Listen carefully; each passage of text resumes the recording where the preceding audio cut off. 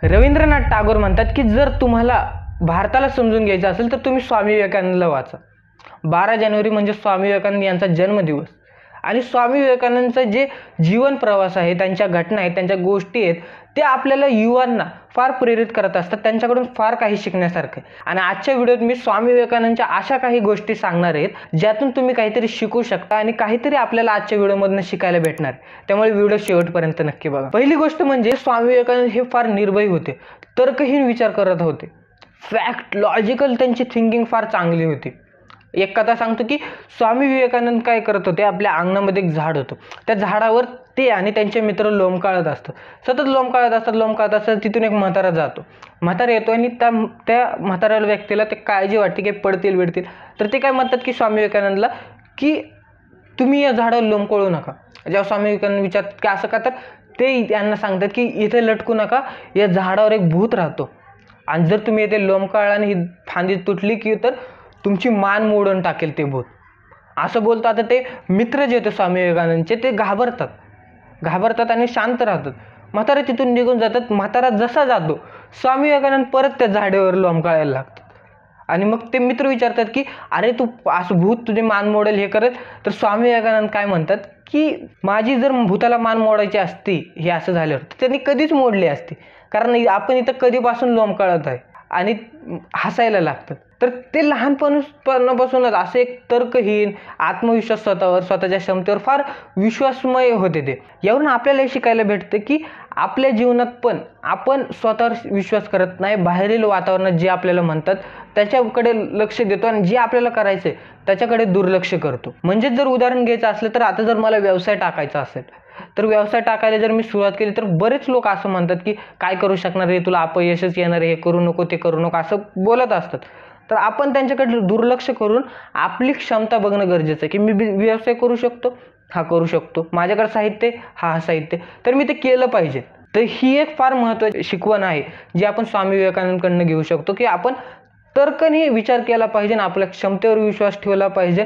बाहेरील वातावरणात लोक बोलत असतात त्याच्याकडे विचार न करता आपल्या क्षमतेवर आणि आपला विश्वास आपण स्वतःवर ठेवणं फार गरजेचं आहे. त्यांची अजून एक गोष्ट म्हणजे त्यांनी एकाग्रतेकडे फार, त्यांचं ध्यान करणे, एकाग्र राहणे हे याच्यावर त्यांनी फार फोकस करत होतं.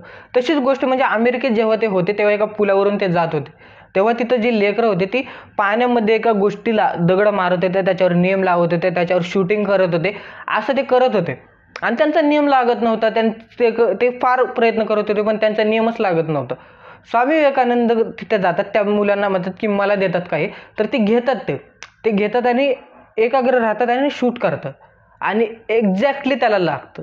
तर ते तिथले हे जे मुलं होते ते अचंबित होतात की आम्ही एवढा प्रयत्न करत लागत नाही आणि ह्यांनी एका ह्याच्यात कसं काय लागलं.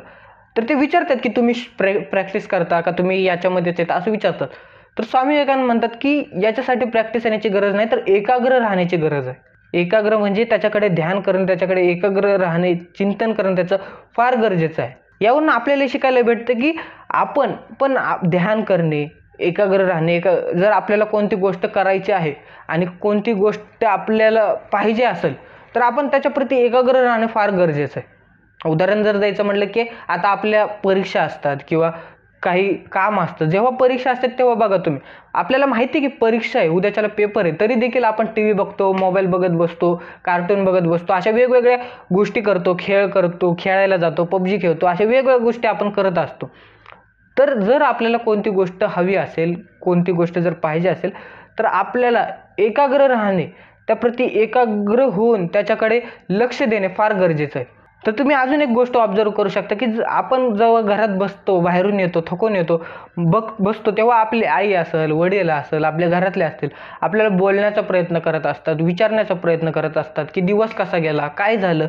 तर आपण त्यांच्याकडे दुर्लक्ष करतो, मोबाईलमध्ये बघत असतो, त्यांना इग्नोर करतो. तर हे फार चुकीचं आहे. आपली समोरची काळजी करत असतात, आपल्याबद्दल सहानुभूती दाखवत असतात, आपल्याबद्दल आपली काळजी करत असतात, तर आपण त्यांच्याकडे एकाग्र राहणे, त्यांना वेळ देणे फार गरजेचं आहे. अशा अनेक गोष्टी आहेत, अनेक शिकवणी आहेत ज्या आपण स्वामी विवेकानंदकडून शिकू शकतो. त्यांच्या जीवनावरून आपण आपल्या जीवनात उतरवू शकतो. अशा बऱ्याचशा शिकवणी आहेत. स्वामी विवेकानंद म्हणतात की आपण आपल्या जीवनाचा काहीतरी उद्देश असणे फार गरजेचं आहे. उद्देश म्हणजे उद्देश यासाठी की आपण आपल्या जीवनात काहीतरी हासिल करू शकतो. बिना उद्देशाचं तर हे जीवन व्यर्थ आहे, कारण आपण काही करूच शकणार नाही. जर मला काहीतरी करायचं आहे, मला आता मी व्हिडिओ करतोय तर याच्या मागे माझा उद्देश आहे, त्यामुळे मी चिकाटीने हे व्हिडिओ करू शकतो, काहीतरी करू शकतो. तसंच तुमच्या जीवनात काहीतरी उद्देश असणे फार गरजेचं आहे, जेणेकरून आपण उद्देश ठरवून ती गोष्ट हासिल करू शकतो, रोजच्या जीवनात उत्साही राहू शकतो त्या उद्देशाच्या मागे काम करण्यासाठी. जर उद्देशच नसेल तर आपण काहीच काम करू शकत नाही. फक्त त्यांनी 39व्या वर्षी त्यांनी या जगाचा निरोप घेतला. मग विचार करा, फक्त 39 वर्षच जगले, पण असे जगले की आज पण आपण त्यांची आठवण काढतो.